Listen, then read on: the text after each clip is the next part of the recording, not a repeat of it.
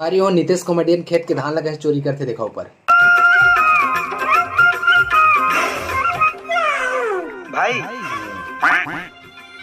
भाई बगल खेत में धान है, चुपके से चोरी करता है। अच्छा है। चल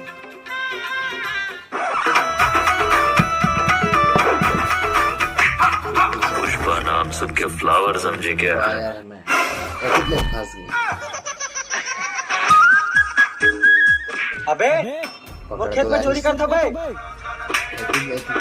रुक, मोर दोस्त ना छोड़ दे, जो भी सजा देना है मोला दे। भैया बस छोटे मोला रोक मत, मैं फैसला कर चुके हूँ। अरे पहली बात तो सुन, परसों भी एक खेत से धान चोरी करके ले गए, वो कल ये भी मार खा ले। फैमिली देखती है, वरना मैं ऐसे ऐसे गाली दूं, ऐसे ऐसे गाली दूं। निपट गया।